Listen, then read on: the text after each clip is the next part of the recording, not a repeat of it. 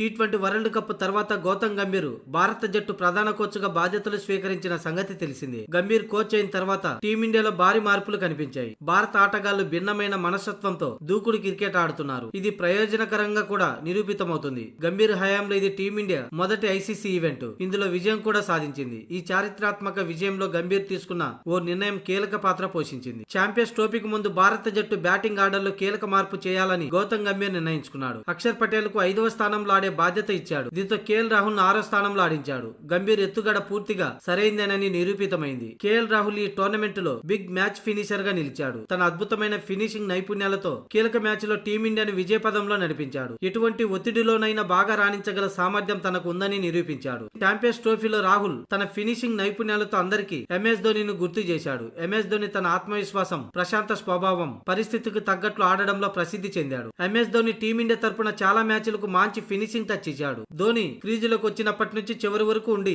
Match ని finish చేసేవాడు. ఈసారి కూడా కేఎల్ రాహుల్ అలాంటిదే చేశాడు. తన దృఢమైన బ్యాటింగ్ తో భారత జట్టును ఇబ్బందుల నుంచి బయటపడేసి విజయపదంలో నడిపించాడు. జట్టు ఒత్తిడిలో ఉన్నప్పుడు రాహుల్ పరుగులు సాధించడమే కాకుండా మ్యాచ్ ను తనకు అనుకూలంగా మార్చుకొని ఫినిషింగ్ ఇచ్చాడు. ఈ ఛాంపియన్స్ ట్రోఫీలో కేఎల్ రాహుల్ మొత్తం 5 మ్యాచ్లు ఆడాడు. ఆ సమయంలో అతనికి 4 మ్యాచ్ల్లో బ్యాటింగ్ చేసే అవకాశం లభించింది. ఈ 4 మ్యాచ్ల్లో రాహుల్ 140 సగటుతో 140 పరుగులు చేశాడు. అయితే ఇదే సమయంలో అతను 3 సార్లు మ్యాచ్ కు మంచి ఫినిషింగ్ టచ్ ఇచ్చి నాటౌట్ గా నిలిచాడు. టోర్నమెంట్ తొలి మ్యాచ్ లో బంగ్లాదేశ్ పై 47 బంతుల్లో 41 పరుగులు చేసి జట్టును విజయపదంలో నడిపించాడు. ఆ తర్వాత ఆస్ట్రేలియాపై లక్ష్యాన్ని ఛేదించే సమయంలో 34 బంతులు అజేయంగా 42 పరుగులు చేశాడు. ఇక ఫైనల్లో కూడా ఒత్తిడిలో మ్యాచ్ విన్నింగ్ ఇన్నింగ్స్ ఆడాడు. 33 బంతుల్లో అజేయంగా 34 పరుగులు చేసి జట్టుకు టైటిల్ అందించాడు.